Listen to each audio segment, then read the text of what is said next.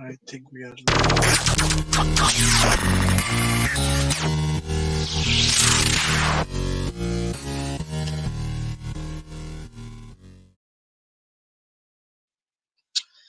Hi, hello everyone. This is Satyajit Pattnaik and welcome to my channel. In case you are new to this channel, please subscribe the channel and hit the bell icon to get notified on my future videos and sessions.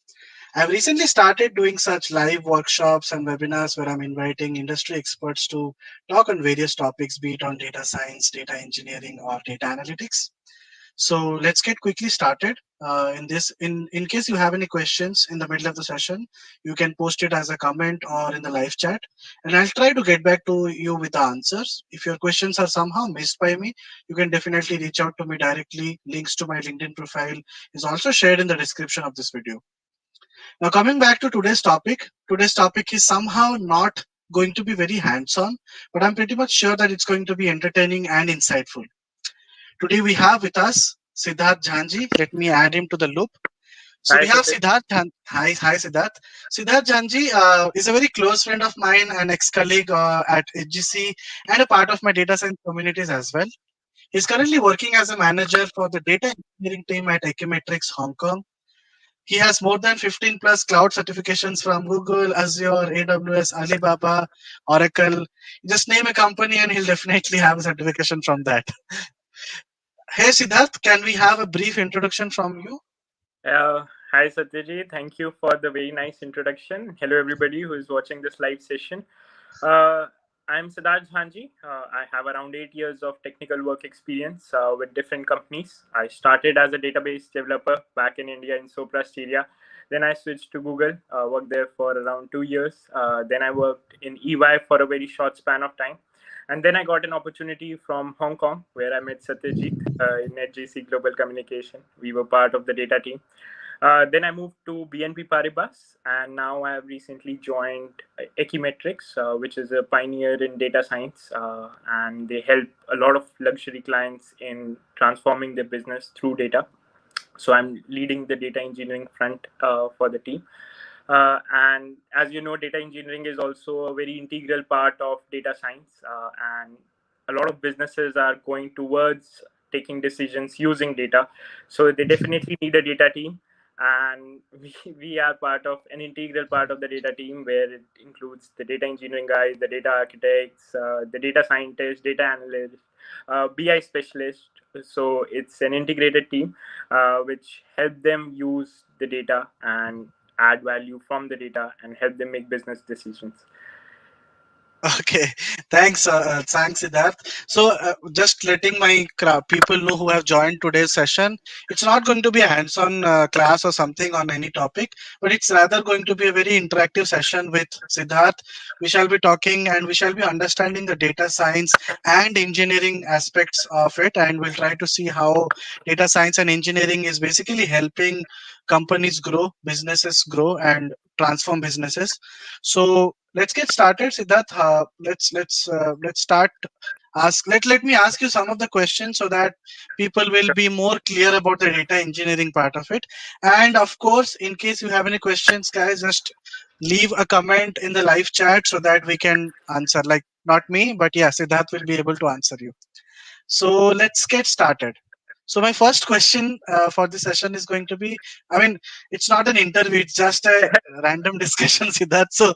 just be comfortable, okay? So what is the relationship between data science and data engineering? Okay, so let me start with a very basic example. Say you plan on buying a new product, say a new telephone, and what do you do first? You research about it, like which phone to buy, what are the specs you want, and how do you research about it? You search the internet. Like internet is so vast right now, so all the answers are available. So you look into the internet and find which phone is best for you, which suits your budget. So you look into the data, and same goes for businesses where they are looking into the data. So they do market research, plus they have a lot of data that is available within the organization. So how they use it, that's our job. uh, how we can leverage the data that is existing in the company, how we can transform it, how we can make it available so that business decision can be made out of those data. So if Yeah, I talk about the existing companies, a lot of companies started way back when there were legacy systems. They used to just store data in SQL, in databases. But now cloud has come into the picture, and a lot of companies are moving to cloud because they want to optimize the environment, optimize cost, and improve the performance and use the data. So to use the data, we have to create an environment where they can have the data or have a playground to play with. So that's how the role of data engineers come in. Data engineers help to build this environment. They help to design, which is part of data architects, which help in designing. But then data engineers are the one who do the groundwork, who help in creating the environment from ground up, and they give a platform to the data scientists so that they can make business decisions. And they also provide data analysts or business users the power to leverage the data. So that's the Okay. basic role of data engineering. And a part of data engineers are involved in building this environment and playground for the company to leverage the data for making business decisions. Amazing, amazing. So, in short, what I understood is without data science and engineering, it's not possible for companies to explore the data point of view, right? So, it's going to be very important for each We and can every say that company. because we are part of it. So we need to keep our job secure, so we can say it that way. But with the advancement of technology, they definitely, a lot of companies needs a particular data team, which comprises, as I mentioned, of data engineers, data architect, who can actually build this environment and actually generate some results which will be useful for the business users or for the senior management to make business decisions. Uh, okay. Okay, Siddharth, I do have a lot of questions in mind, so that I will ask you a lot of questions in this Sure. session. So my next question will be related to the learning path. So what should be the learning path for a fresher, and what should be the learning path somebody who is having experience, previous experience as well? Okay. So as I mentioned, I started as a database developer. I was really hands-on into SQL, and then I started moving to cloud. I started exploring cloud, what was cloud all about. But in terms of learning experience, if I talk about a fresher, if he's completely in college right now, he can start the learning path for any of the cloud providers. He doesn't have to be specific for one of the clouds, but he can choose any of the cloud environments because a lot of companies are right now moving to cloud. But that being said, it's not completely true that on-premise environments still don't exist. They do exist as well. So you need understanding of both the environments. But still, if you want to start your journey, you can pick any cloud environment, and all the cloud environments have exactly the same design. It's just the name of the solution or the tools that they use is a bit different, but all of them has same set of services. So it's a really good learning path if you can pick any of the cloud and go from. They have a dedicated path for data engineering. You can start as an associate engineer and then go for data engineering, or you can directly start for the data engineering path. You'll get to know about the cloud, so that's very important, and Mhm. that will help them grow or enhance their skill set. And if I Oh, talk about an experienced person, a lot of people, they have existing knowledge. Maybe somebody started working as a Java developer and now wants to move to data science or data engineering. So all they have to do is, because it's all technology agnostic, you can be an expert in Java, Python, Scala, SQL, and still be able to do everything in the cloud. So all you have to do is just start to know about data science, start to know about data engineering, and you'll get there. And you can pick, as I mentioned, any of the cloud provider. It will really help you enhance your knowledge about different cloud environment and how to move data to cloud. okay, that's amazing, Siddharth.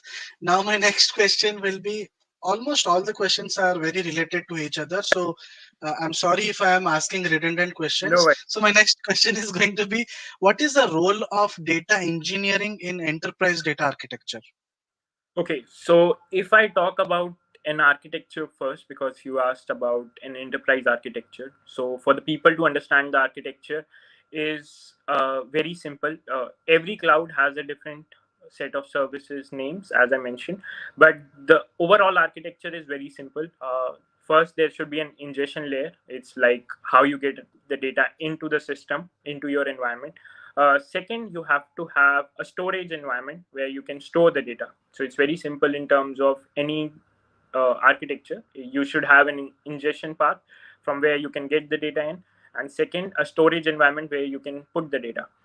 The next part is where you can do analytics. So you should have a set of solutions or tools or services on the cloud or on your personal environments or on on-premise systems where you can do analytics, where you can either find some results or find something meaningful about your data. And the last part is presentation. How do you showcase the data? Maybe in form of presentations, maybe in form of PDFs, maybe in form of Power BI dashboards or Tableau dashboards or any kind of dashboard. So that's the whole architecture. If I talk about any Okay. data science solution which help the business drive, get value out of the data. So if I talk about data engineering comes or goes end to end. The job of data engineer doesn't stop at any of the path. So he's completely involved with the ingestion to set up pipelines for ingestion. Then he's involved with the storage part to identify how to successfully store all the data. Then he's involved even in the analytics part to create a playground or create data models for the data scientists. And then in the presentation, definitely they take part somewhere to generate or write pipelines to automatically feed the dashboards if you create like dashboards. Hmm. So the most important part in the whole architecture is to orchestrate. You should not be manually doing the stuff. There should be somebody who should there should be an orchestrated environment where the ingestion process is automatic, the storage is automatic, and there should be proper archival process as well, so you don't take the storage. So it's a vast topic, but then I'll keep it Yeah. very clear. So the data engineer is responsible for creating the pipelines, automating the environment, and taking the results to the end. Okay. We do have some questions, but I'll keep But that for the end of the session. So, Gaurav, just please stay tuned. I will try to cover this question in the future. sure. Not in the future, but in a couple of minutes. My next question to Siddharth would be, it's a very basic question. Like, what is the difference between data science and data engineering? So if I talk about, as I mentioned, the role of a data engineer. So data engineering is actually transforming your data, basically getting your data in, cleaning your data, and transforming it to make it ready for the data scientists to work on the data or generate results, to create models, to use the available data or market research to generate inferences, to generate behaviors, or give some meaningful results to the data that has been captured. But for the data engineer, it's more about getting the data, doing all the PII work. Like if you have personal identifier information, which cannot be leaked, so you must have seen a lot of news where data is getting leaked. Recently, Facebook data also got leaked in Hong Kong. So a lot of companies, they are very scared about moving the data to the cloud. Mhm. Because they don't want to leak any personal information. But there are a lot of ways where you can hash it and store it on the cloud. So all this process Yeah. and mechanism is part of the data engineer's job, and to Okay. orchestrate the whole process. So that's how you distinguish the role of a data engineer and data scientist. But nowadays, all people are becoming like multi-skilled.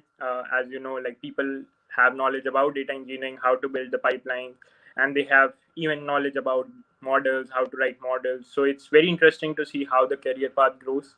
People can know both stuffs and they can be really helpful for the teams, or they can be like, if they are part of big teams, then they can definitely focus on one job, and the other team member can be a data scientist as well. Okay, nice. Yeah.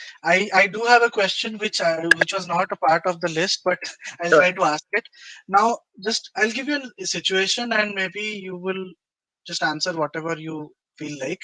The situation is, for example, as a data scientist or as a data science team, we are working on couple of models.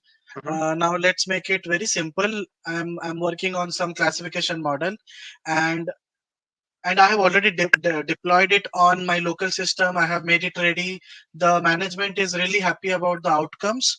What should be the next step, and what should be the deliverable from the data science team to the engineering team?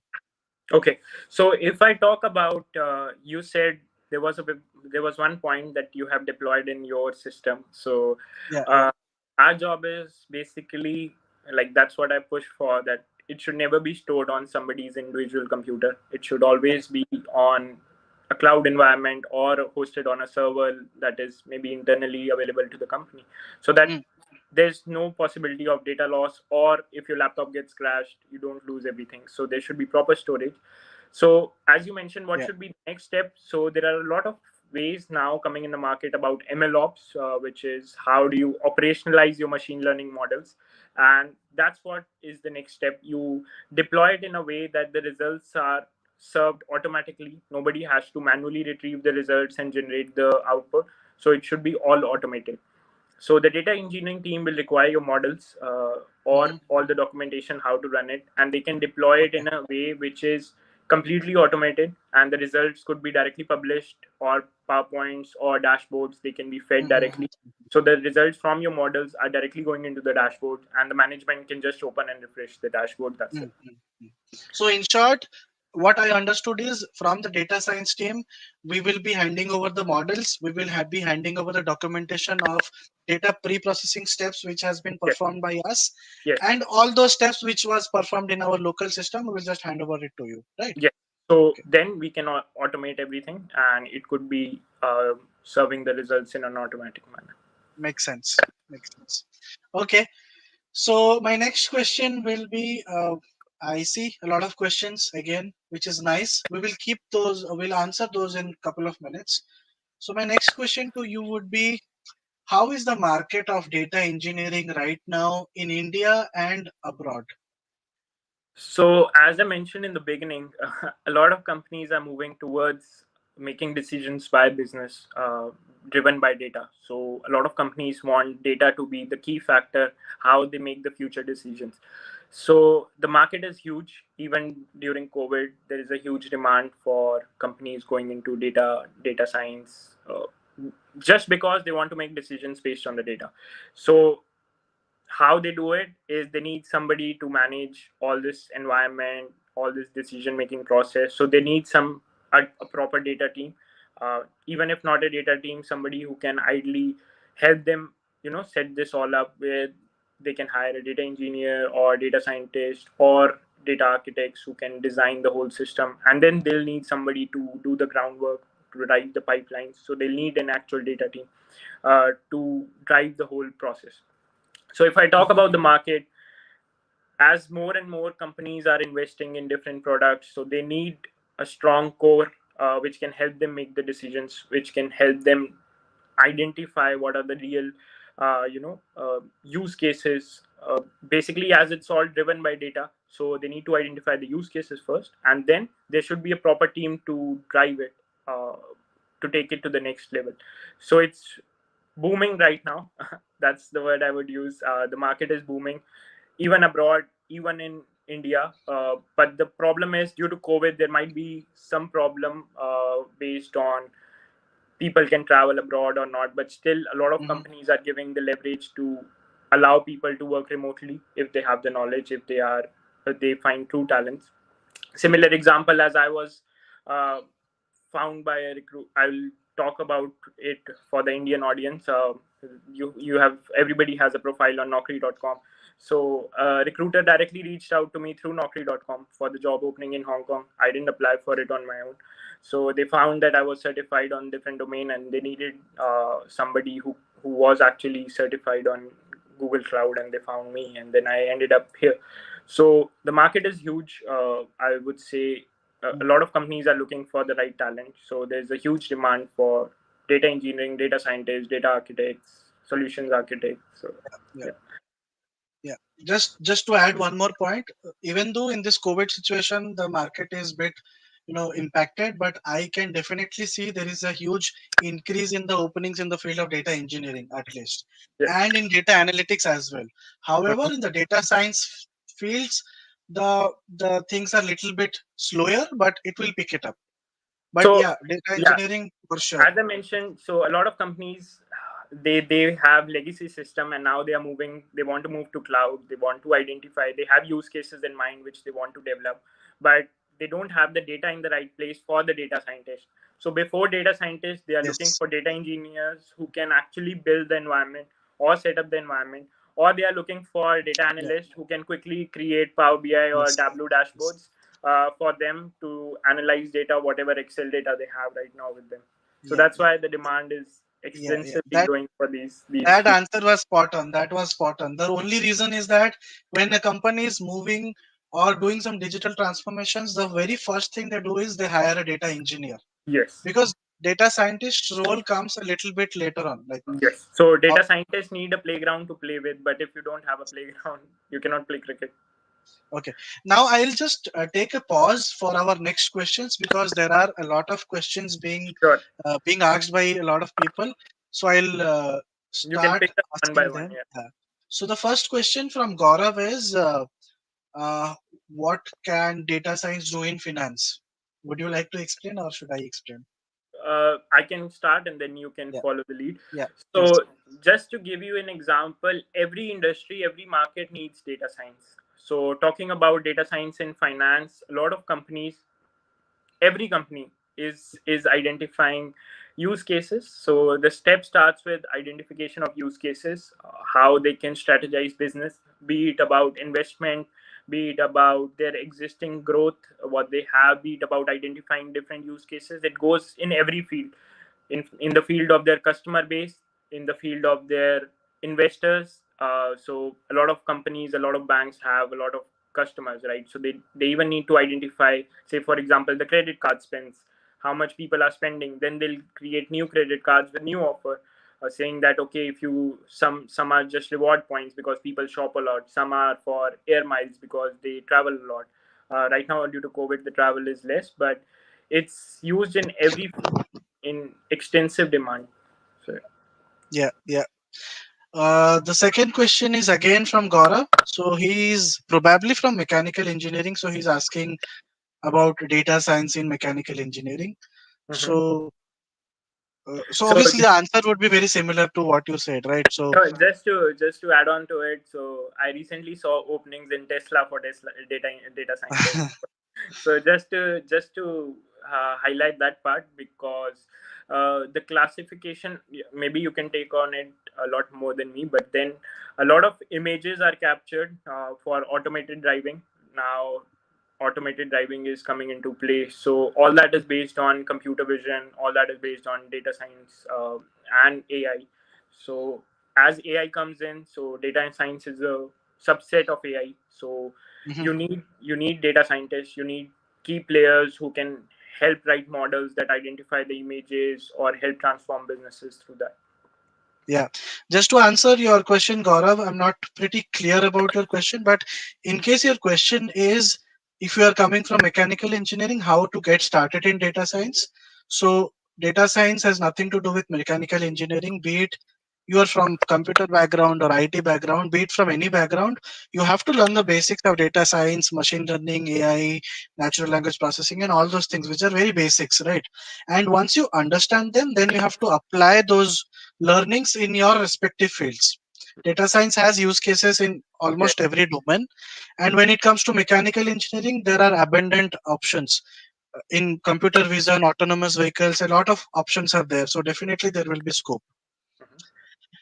So our next question is, okay, Meena is asking, tagging along with Gaurav's question, what does data science has anything to do with the job of CA, chartered accountant? Yes, definitely. So, so just to add up to it, a lot of customer behavior is coming into picture. People from different backgrounds are doing or identifying the customers, identifying the spends of customer, or what is the role of a chartered accountant. They help manage taxes, they help manage the money of the people. So there are different ways you can identify patterns, you can do a lot of stuff. If you want specific use case, we can look into it, we can talk about it. Mm, But a lot of need is there to identify customer behavior, to treat them in a better way. You can mm. design future spending of the customer, you can design the future path of the customer. So that could be an additional feature that you can do, rather than just doing about the past history of the uh, maybe your Cust- customer. You can yeah. use the Customer profiling, customer yeah. segmentation, a lot of So use you can cases you are can leverage that data that you have, implement some data science, think about new use cases, and then you can leverage it to design some future solutions.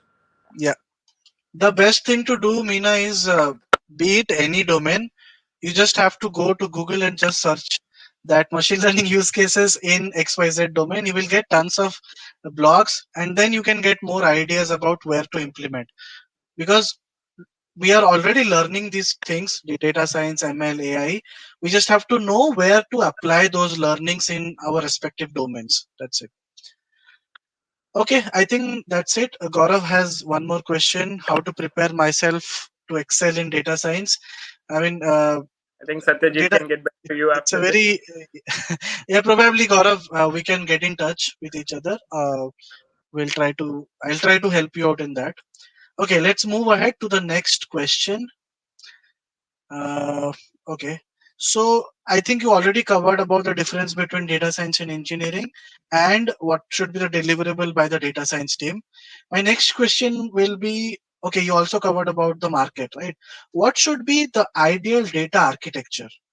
So as I mentioned about ingestion, storage, analytics, presentation layer, and orchestration of the whole path. So if I go into clouds, every cloud has different names. But if I tell about a standard architecture, this is what a standard architecture look like.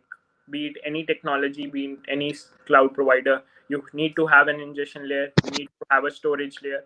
You need to have an analytics environment where you can do data science or data analytics, and then you need to have a presentation layer. So based on this, you need to identify which cloud or which environment is the best one for you, and you need to do it on premise or you need to do it on the cloud. Which cloud is more ideal for you based on the cost of the different clouds. And then you have to take care of the PII information. That's very important, personal identifiable information. So no user should be able to be identified on the cloud. In case of data leak, there should be ways to, you need to hash your data or encrypt your data. And the most important part is to automate all this process. So a Yeah. lot of times you have streaming data which is coming in continuously. So you should make sure that nobody has to manually do all this process. Everything should be automated. So that's the ideal architecture for any solution, any data solution. Okay. In case people demands, probably we can also send some Yeah, we can basic share architecture design. ideal architectures or basic solutions for all the cloud providers. But if you go to the cloud sites, like for GCP, Microsoft, AWS, they have GCP dot solutions or Microsoft solutions, and you can get all designs for every domain, every industry. They have created standard architectures which they feel are most relevant, and you can take it as an example. Okay. Probably I'll add those in the links as well. Sure. Okay. So my next question is going to be very important for people who are actually exploring and they are not able to understand what to do and what not to do. People should focus on certifications or not in the field of data engineering. So this is a question a lot of people have also asked me on LinkedIn. Which Yeah, certificate? because it's quite obvious you have done 15 plus certifications from like Google, AWS. I mean, you have done it from all the companies, I guess, right? Alibaba, Oracle, IBM. So just to add on to it, I say the first thing is to have knowledge. It's very important to have knowledge. You should know about different clouds. Uh, Certification is just merit application, I would say. It's just a badge that you get on your profile, because a lot of people are working on it. A lot of people have knowledge, but how do recruiters find it? How do companies have trust in you that you are capable to do it, or you actually have the knowledge? Because a lot of people are working on cloud but they don't have all the knowledge of all the domains. So getting certified give you that value add.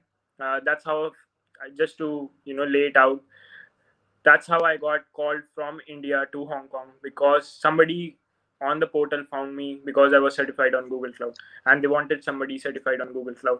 And there might have been a lot of people who were certified, but still, I got lucky and I got through. But still, a lot of companies that need to do digital transformation, they also look for people who are certified.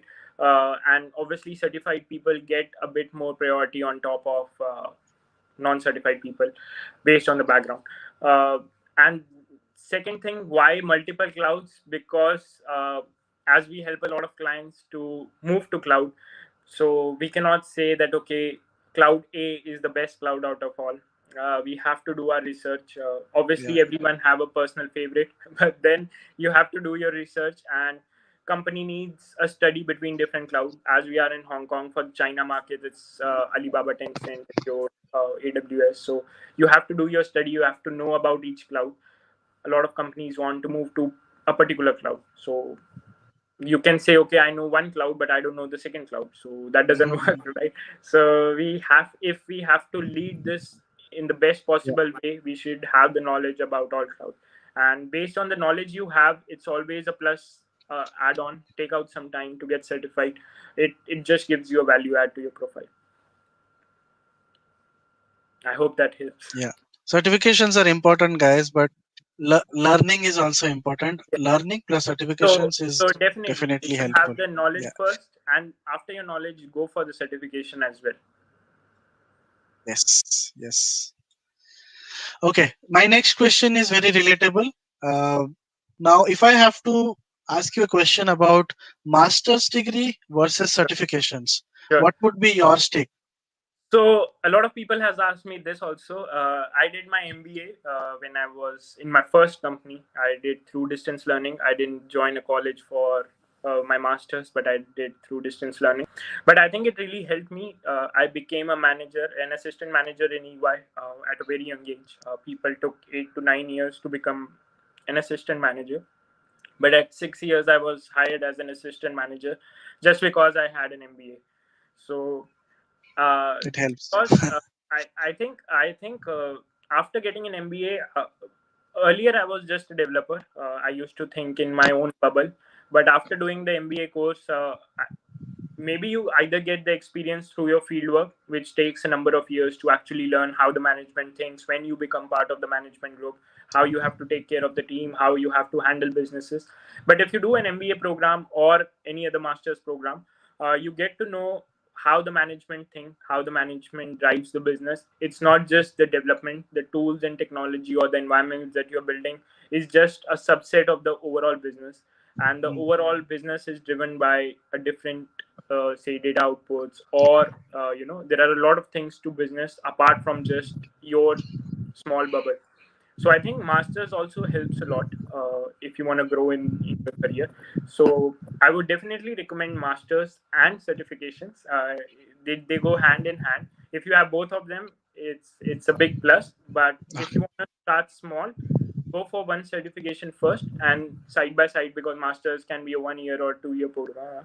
So go side by side with masters, but start with a small certification if you want to, if you have Yeah. bandwidth to do something right now. Okay. Now, my next question is just for my students because most of my students are into data science and analytics. So, for people who are more focused on the data analytics and the data science side of it, what basic data engineering skills are required uh, to excel, or just for the sake of interviews, or just for the sake of learning? What are the basic engineering skills required? Okay, so this is an interesting question. I think a lot of companies ask for, when you see any job descriptions for a data engineer role, the job description is a mix of technology. So they don't focus on one technology or one tool. They always say that any cloud provider, or if you have worked on any cloud provider, or if you have SQL, Python, Java, Scala, uh, R, all these languages are suitable or ideal. You can work on the cloud with any of these languages. So you don't need to actually get your hands on or be very strong in one particular language. Obviously, it helps a lot if you know Python or SQL. They are the most in demand.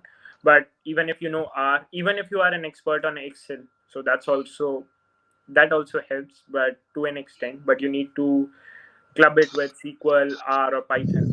And now a lot of tools are coming in like Alteryx, which also help you to do without any coding language all the data engineering part.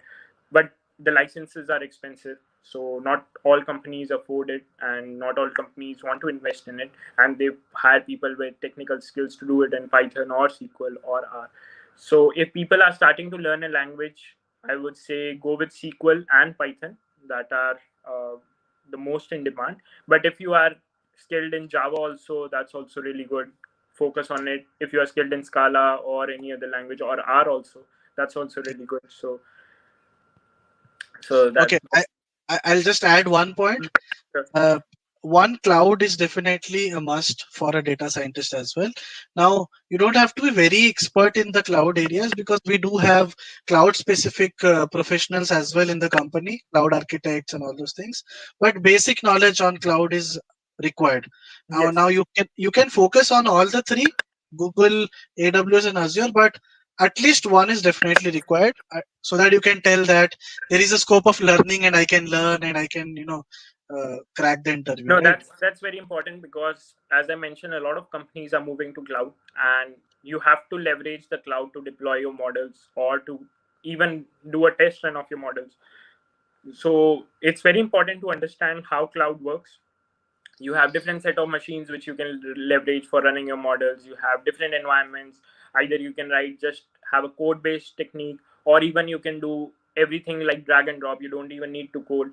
Everything is drag and drop in the cloud. So at least you should know the different possible options. Each cloud has 8 to 10 options for doing data science.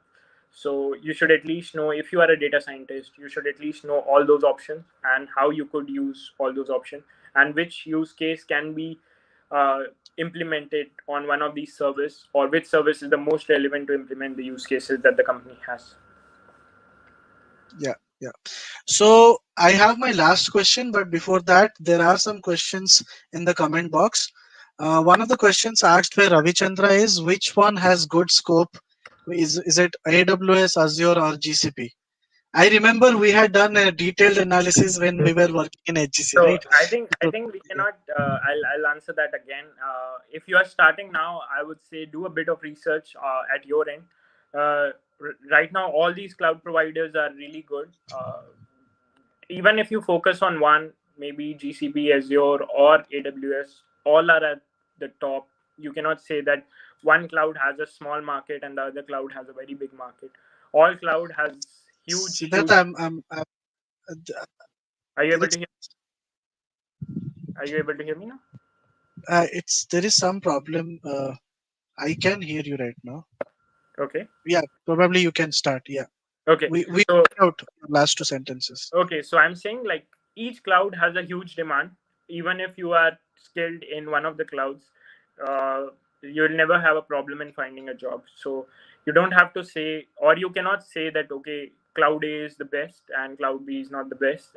Every cloud is good in one of the area or the secondary area, but they all provide all the solutions, and it's a choice the company makes. It's not a choice that you make. So company most of the companies have already moved to cloud, and they already have, say, cloud A or cloud B, and they ask you to implement it on that cloud. So even if you have knowledge Mm. about, say, GCP, Microsoft, or AWS, you will be able to implement the solution on any other cloud by just knowing the names of it Yeah, and knowing a bit of nitty gritty of the solutions. Because uh, all this, as I mentioned, all the solutions are same on the cloud. It's just the naming convention is different. Every cloud is competing neck yes, to neck right now, and they all have the same set of services. It's just the name is different, the pricing model may be slightly different, and the yeah, locations where they have data center may be a bit different, and some may be more yeah, powerful than other in one solution, maybe in machine learning, but some may be more powerful in data ingestion. So each cloud is at its best. So pick any one, pick your favorite, pick one you like, which you feel is easy to learn and which you have interest on, and go for it, I would say. And okay, that too, yeah, that being said, once you learn one cloud, definitely leverage your knowledge what you have learned, and get to learn another cloud, because it's very important. If you are in future leading, or if you are helping a company implement a cloud based solution or implementing data science on cloud, you cannot say, okay, I want to go with cloud A because I am certified on cloud A. No, it doesn't work like that. You have to do an assessment for the company that this is the right choice for them, and then choose the cloud provider. okay, So as Satyajit was mentioning, we also did a study in HGC. When we both were hired from India, we came to HGC. So HGC wanted to move to cloud that time, and we did a study between all the cloud providers based on what their requirement was. So the requirements were not set by us. They had legacy servers which they wanted to move to cloud. So based on that, our study was more specific on their requirements. So you cannot say that, okay, choose this Yeah. cloud. You have to do a Yeah. study based on the requirement that the company has and pick and suggest them a cloud. And Yeah. I was certified in GCP, and Satyajit also had knowledge about different clouds, but we had to pick the cloud which was most relevant for them. So Yeah. that's how it works in any industry. Yeah. From the company's point of view, whatever they say, I mean, we are just going to show direction to the higher management that these are Yes. the stats and these are the pros and cons of different clouds, because pros and cons it depends, right? Based on your location. Like Mhm. in Hong Kong, I think we don't have a server, like we don't have a GCP server, right? So they have in Hong Kong, but they don't have in China. So it works Yes, yes. in that way. So yeah. So cost and DWs, a lot of things are Yeah. impacted, but ultimately the call is taken by the company, right? So So it all comes down to the money the company is willing to invest, and then yeah. their requirements is directly proportional to what is provided by the cloud. So based on that, they choose. And a lot of companies, they already have some of the services which the company use. So the choice also become biased in those terms that, okay, if we already have this setup, if we already have machines from them, we'll get an additional discount. So that also comes into play when we talk about different clouds. So it's very important to get your hands on into multiple clouds after you become an expert, or if you get some knowledge on one of the clouds, say just on data engineering. So I would highly recommend you go and explore other clouds as well. That, okay, in GCP the data engineering services are this. So in Hmm. Microsoft it is this. Then AWS it is this. I'm not saying go for all the solution, but if you are working on the data side, you should at least know the data solutions or the data services that the cloud provides. Okay. So one more question from Ganesh is that very basic question, like is data like does data scientist require programming languages? I mean, Uh, I would I would take on, and then you can definitely lead it. So as I mentioned, with the cloud coming into a picture, there are a lot of services that help you, do drag and drop, where you don't have to code. Uh, you can implement the solution without writing even a single line of code. But you have to have the data science knowledge, like the core data science knowledge about which kind of model is either it is regression, classification, or you have to implement neural network. That is one thing. Second, talking about programming language, it is always beneficial to know one programming language. Maybe you can learn it afterwards when you master the non-coding technique, because you can do a lot of hyperparameter tunings, which is like enhancing your models, or you can have ideas from a programming language, because programming language are based on object-oriented approach, which you don't directly get in drag and drop facilities. So you should have a mindset of how to implement the model, how to best mhm, how to highly optimize your model and implement it in a cloud-based solution, or you can leverage the drag and drop. But you should at least know the core crux of how your system will work, because you can have yeah. billions of records. The data can be in billions of record, and if you just do drag and drop of different solution, and you can end up into a loop where the processing cost is extensive.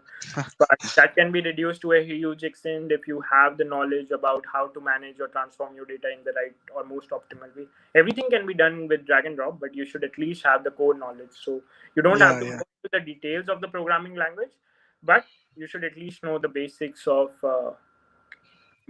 the programming language.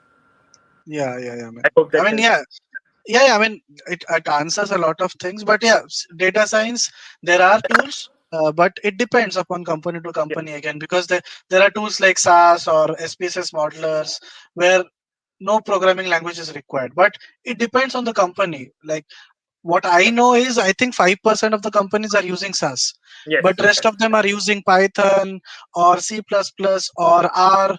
So because when it comes to productionizing it, then you can have an access to the Azure machine learning services or some other machine learning services where it will be drag and drop. But when you are starting or beginning of the Yes. project, you are So working on POCs, yes. So you have to for do some POCs, coding. sometimes, as Satyajit mentioned, a lot of companies won't invest, or they won't be taking the cost of the services. A lot of companies do. There are a lot of rich clients who do, but there will be small companies who haven't moved to cloud yet, and they want you to do some POC at your end and identify what is the best solution for you. So it is most important if you know that you can choose which service or which maybe using a programming language you can do a small POC, how to Yeah. do how to showcase the results through a model. Even SQL is the simplest one, so a lot of models can be now written in SQL as well. So yes. Okay. I think most of the questions are answered. I'll move on to my last question, Siddharth. And in the meanwhile, if you have any question, guys, just post in the live comments so that I'll just read and ask Siddharth. My question to you, Siddharth, will be what should be, from your point of view, what should be the interview preparation tips? How someone should prepare themselves for companies like FANG and some product level companies? So basically, interview preparation tips. Mhm. So if I talk about interviews for data engineer or data scientist, it starts basically with they consist of 3 to 4 rounds or sometimes 5 rounds, and they start basically with going deep down into your experience. If you are a fresher, then they'll ask you what projects have you done, what do you know about it. They'll ask you some simple questions about going deep into your solutions. But if you are an experienced person, they will definitely dig deep down into your existing projects, and they'll try to question you more and more into your projects itself. So that will be your overall first round, where they'll dig deep into what your experience is. They'll not ask you a lot of questions about specific services on the cloud, but it will be more focused about what you have done, and then they'll create sample use cases out of your past experience, and they'll ask you question and they'll link it to some technology. Moving to the second round, even in the first round, they sometimes, if the requirement is very specific to some technology, say Python or R, then they dig deep down into Python, R, or any other programming language which is required directly for the client. But otherwise, it's more specific to the use cases that you have worked on. I think in the Okay. second round, yes, in the second round, they give you a assignment or case study. It's basically a mix of both. So they will either give you a case study, which is if you are a data engineer, they'll ask you to create some pipelines. They'll give you sample data and they'll ask you to do it on GCP or Microsoft or AWS. They'll ask you to pick any cloud and they'll ask you to implement it on the cloud and share the scripts with them. So some of them are is programming language important. So they'll ask you to share any be it in any language. So Mhm. that's somewhere important. That consists of the second round most of the time, where they give you an assignment. For data architects, they give you some use cases where they ask you to design the architectures. And for data scientists also, it's most of the time they'll give you some data sets and they'll ask you to write models and showcase the accuracy or what's the best accuracy you can get from your models. That Okay. consists of the second round.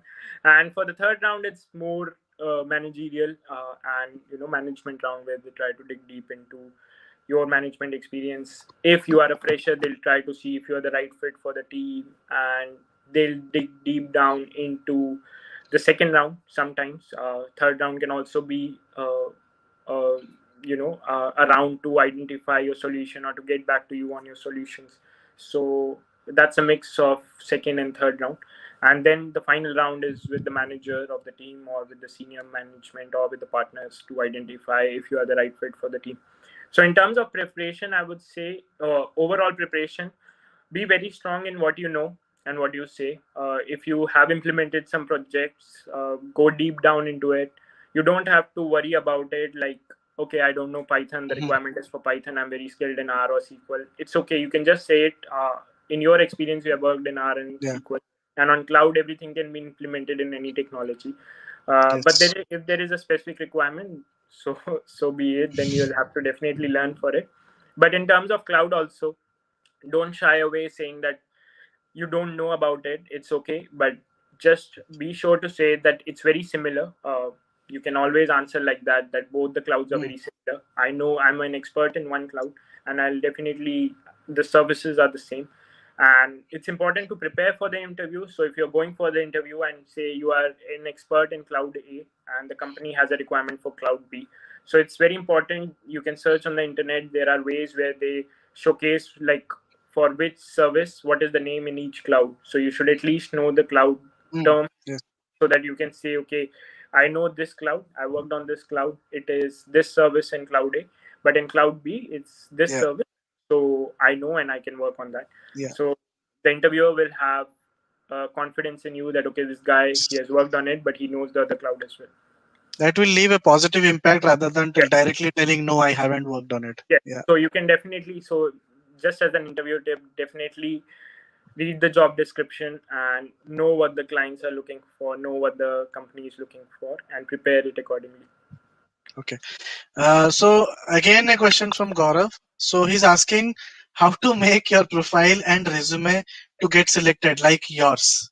So we want tips from you how to prepare your LinkedIn So, profile and how to prepare your resume. so Gaurav, just to add on, like it's been 8 years of hard work and sleepless nights. So a lot of people say, "Oh, you got certified again," but I remember having sleepless night to study for the certification and even to get an expert. So it's all hard work.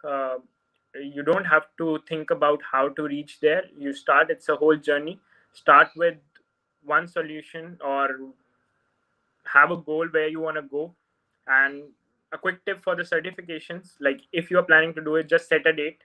Otherwise Mhm. you'll keep on delaying it. Just set a date, like, okay, I want to give the exam in June or July, and then just go all out to prepare for it. But if you want to know about your path, just think about where you want to go, Gaurav, towards data science or data engineering. Whichever path you want to choose, just start learning, start reading about it on the internet.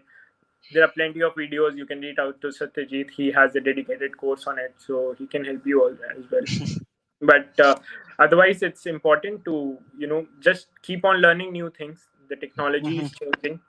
That's why I got certified on different things, so I can be an expert and I can say that I know this stuff.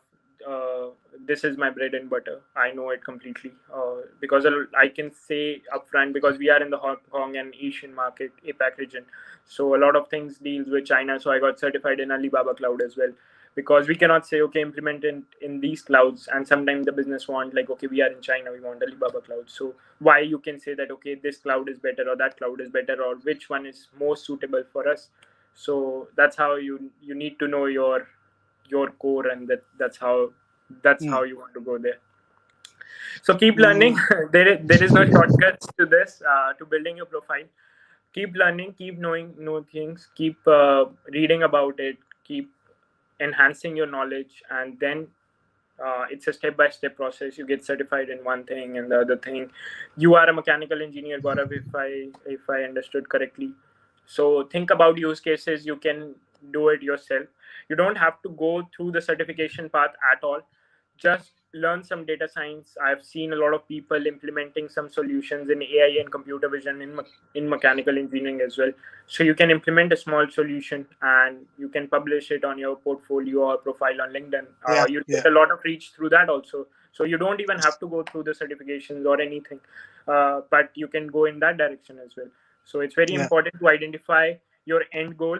I remember one of our leadership said, "What's your end goal?" So identify where you see yourself, where you want to go, and move in that direction. Yes. Social profile is actually plays a very vital role. Many of my friends or students, I would say, my connections, they have also got, I mean, they had, I would not say they had a miserable career or something like that. They had a okayish career, but they have actually succeeded in getting jobs just by being active on LinkedIn. There Yeah. are people who post every day related to machine learning, data science. They post on research papers.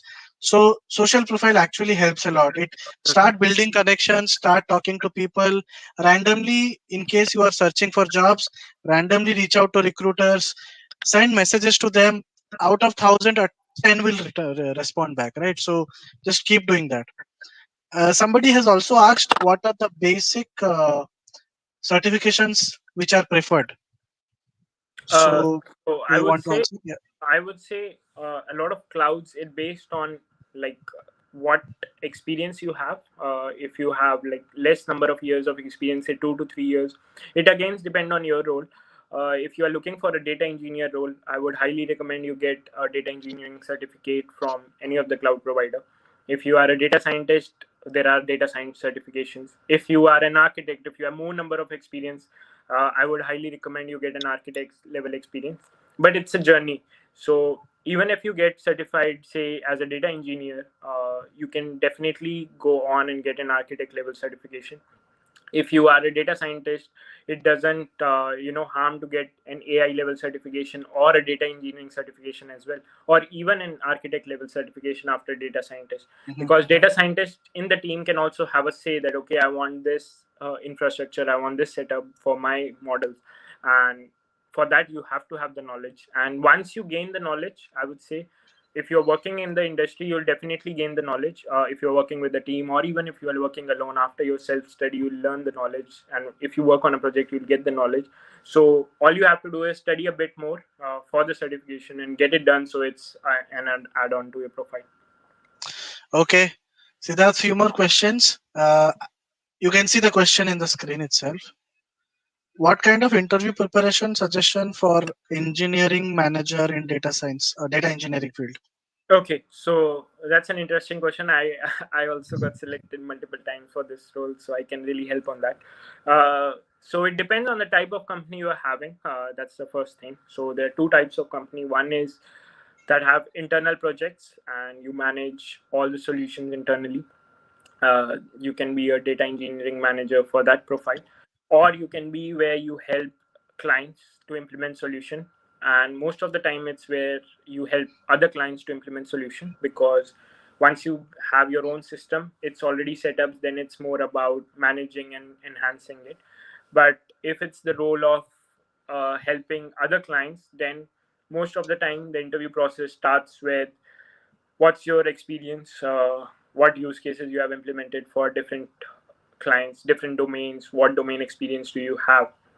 And then it goes deeper into, they'll start asking questions, they'll give you use cases, multiple use cases about what they have in their own industry, what they have in their own company, what they experience with different clients. So I was bombarded with situations that, okay, we have a scenario where the company has this much data, they want to move to this cloud, and they have everything on premise. How would you do it? How many days will it take to implement the solution? So being a manager, you are responsible for identifying how you will manage it, how many days will it take, how many people will be required to implement the whole solution end to end, what will be the end results of the solution, like how you'll hand over it, what are the best ways to do it. So a lot of times you'll be bombarded with these type of questions, that mostly identifying that this works need to be delivered on time. So Mhm. you are the one who are setting the timelines in the beginning, so you should know what are the solutions you implement the use case on, firstly, and secondly, how much time will it take to implement the solution. So being a manager, even though you have a team, so you should have the core knowledge that if I have to do it being a manager, how many days I need as a single person. Okay, now I know how much days I need. Now I need two data engineers or one data engineer to do the same thing in half the days, and then maybe a data scientist to do this, maybe a analyst to do that. So that's the core job of a manager, to identify. And the manager's role is also to lead from the front. He Mhm. shouldn't be just sitting back for the PMO activities. So his job should be, if the data engineers are not available, he should be implement all the things hands on by himself. So obviously you have a team, but then there might be situations where you should be able to do it. So as a manager, you should be confident enough to do it, do everything by yourself as well. And obviously you will have a junior team which will look up to you for all the technical solutions, because they might get stuck on the cloud, they might get stuck on the design, they might get stuck Mhm. on the coding piece as well. So being a manager, you should be able to help them how to drive the business, how to come out of those problems, how to reach the right people. You may not have the knowledge as well, so it's not important to have the complete knowledge every time. It's important to identify who is the right people they can reach out to in such situations, Mhm. to get out of the problems that they are facing. So my tip being, I'll sum it up again. You should be very strong in your experience that you have. Even if you Mhm. are moving from one field to another, it's important to get the core knowledge of the different clouds, so it helps you, take the best decisions. Because a lot Mhm. of solutions that are implemented on the cloud, sometimes they are not productionalized. Sometimes something can go wrong. Maybe uh, a lot of leaks can also happen. Data leaks is one of the concerns. So you as a manager are responsible to ensure all the compliance part, like how the compliance work. You are responsible for talking to everybody in the compliance team, the security team, and you have to take care of the whole solution. So a data Yeah. engineering solution is not just confined to data engineering, but it's also dealing with compliance, network, legal Mhm. team as well, what data can move to the cloud or not, and then the security team to identify what data needs to be encrypted, what data cannot move to the cloud. So and the end users, business, management, so everybody is involved. So those are the tips I would say. Know your bread and butter, and then everything will be all right. So I hope Siddharth was very clear with you. You can just send a message in case it is clear. yes, if you need to get more details, you can connect with me over LinkedIn. I'll share Yeah. more tips with you. Okay. Now Mandeep has a question. Which geographies have the more demand in data science field? Is it So, India, US, Europe? so Mandeep, as I mentioned in the beginning, every industry is booming right now. Every location is booming right now for data scientists, for data engineering, because every big company has a data team, and every small company also have a data team. And even if companies in US, Europe, they have use cases, they are trying to offshore it to India as well. Mhm. So a lot of companies in India, they have a lot of projects from international locations. So the demand is huge in every location, be it any location, wherever you are, you'll be able to find openings for it. So you don't have to worry about I'm here, openings are in US or in India or in Europe. So all you have to do is know your piece well, shine like as much as you can, and then Okay. the right people will find you wherever you are. Yeah, yeah, yeah. One more question from Mandeep is that what is the difference between an analytics manager and a data science manager? Okay, that's an interesting question. So maybe Satyajit can also complement what I answer. But uh, in terms of data analytics and data science, so both are interrelated. But data science manager is more specific to uh, the models. Say you have the core piece where you are running models, AI, or the whole implementation of data science. So that is taken care by a data science manager, and the company will have a role named data science manager because it deals mostly with managing the models, or you have core team of data scientists who are writing huge number of Mhm. models. And for the data analyst manager or data analytics manager, it's more about dashboarding or reporting, where they have the data, they have some models. I wouldn't say they have extensive models, but they have some models. Mm. And most of the task for the end result is for presentation layer, where you have Mm. dashboards, where you do either PDFs or PowerPoint. Insight gathering. Yeah, Insight in gathering. gathering. So it's more about showcasing the results, showcasing the data, showcasing the insights to your business. So that's why they have a role named analytics manager. So Mhm. that's the core difference between the roles. One is more specifically based to data science work. Second one is more to the insights generation or dashboarding kind of work. So that's how they segregate the roles in the company. Yeah. And yeah, I mean, even I haven't seen any company where they have two different managerial Yeah. positions or two different roles for data So science manager. And So so, just to add on to it, I've seen in my previous experience in some companies, so they have a use case in mind, okay, and then they want to implement that use case, and now they want to create a job description. So they ask the mm, team, they don't have a job description or a fixed role in mind before.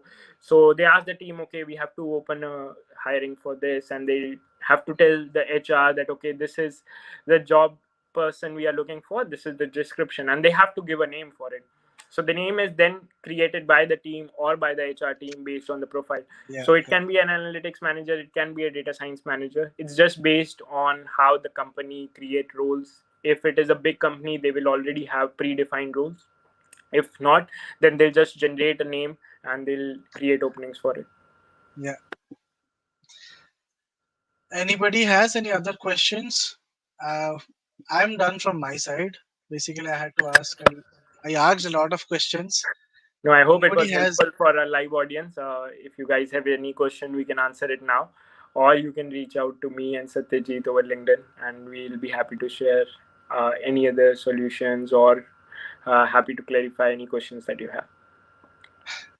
We'll keep the call open for 2 more minutes. In case you have any questions, just ask. In case you don't, obviously Siddharth's and my profile links are already a part of the description, so you can feel free to ping us. Probably last 1 minute to wait for the questions. It was really nice, Siddharth. Actually, it was a really nice and insightful No, session with you. was glad I could share my experience with with Yeah, with the people who are watching right now, and maybe in the future who will watch this video. So it was really great. I could share some of my experience. So just one Meena. last, yeah, go Meena ahead. has a question. That is there any field where data science and data engineering is yet to be explored? Yes, a lot. You name it, there is one field. You pick any field, there there is an option to implement data engineering and data science. So even in my current company where we have joined, we help business design use cases. So a lot of companies they don't know what to do, and we help them define use case or define business strategies which can leverage the power of data engineering and data science to generate business insight. So you think about any domain, any field, even in India, maybe a random one, pick it, say elections, how you can implement data science and engineering and elections. You can do it, think about ways. So a lot of fields are still unexplored. Every day new technology is coming. Every day you see or hear a new solution. You know about SpaceX, how it thought of landing rockets into the land. So it was unexplored, and similarly you have a lot of things which are unexplored. So think about it. Think about a tea stall, a cigarette by like a cigarette shop, how they are selling it. So even from the smallest things, you can identify use cases and implement something. It doesn't have to be, yeah, that's how it is. So uh, it can start from the very small thing you see in the morning when you wake up, and you can implement something out of it. Yeah. Yes. Gaurav has a question that how data science and blockchain are impacting each other. So it's an interesting question. I can take another session on it, but blockchain, if you hear like a lot of people are going towards cryptocurrency, a lot of things are happening about blockchain right now. So how is it implemented? It's very strongly related to AI, artificial intelligence. A very simple example I can say, how the demand is booming. You see the price of Bitcoin going up, down. You see a lot of people designing uh, different cryptocurrencies. How is it working? It's just demand and supply. A lot of people are anticipating now. A lot of people are doing data science to do prediction as well. How the price will go up, how the price will go down. And blockchain is a concept, or I would say is a terminology used for the whole ledger and how the interaction happens between ledgers or tokens that are generated. That's a very long topic if you go into the details, but I would say data science is an integral part of it, and you can study, you can just google data science and blockchain on Google, and then you can find a lot of blogs which are extensively written, how they go hand in hand, and it will help you a lot to identify or understand about it. Okay. Any other questions, guys? Okay, I think we can wind up. Sure. In case you have any questions, guys, just feel free to ask. So thank you for joining me, Siddharth, joining me for the session. It was impactful and it was insightful as well, at least for me. And I hope the session was nice for people who have joined. So thanking you all who have joined the session. I also have few sessions lined up on various topics. As most of you know that recently I have started being very active on YouTube, and I have a lot of webinars almost every weekend. I do have a session in the next Saturday as well, Saturday or Sunday, I think Saturday. So that's going to be a session with Usha Rangaraju. She's India's first female Kaggle Grandmaster. where she will do a code walkthrough on one of the cancer detection use cases.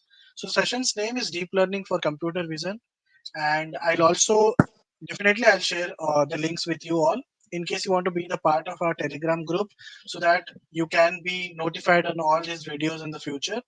I will share the link to that Telegram group as well. Okay, so that's it. Please subscribe my channel to keep me motivated, and to to let me continue doing such videos for you all. Do Yes, share my videos as much as possible and like the videos. Thank you, Siddharth, once again. thank you, Thanks for Satyajit, joining me. for this great work. Thank you, everybody who watched the session, and I hope I was helpful and I was able to answer you. Thank you. Yeah.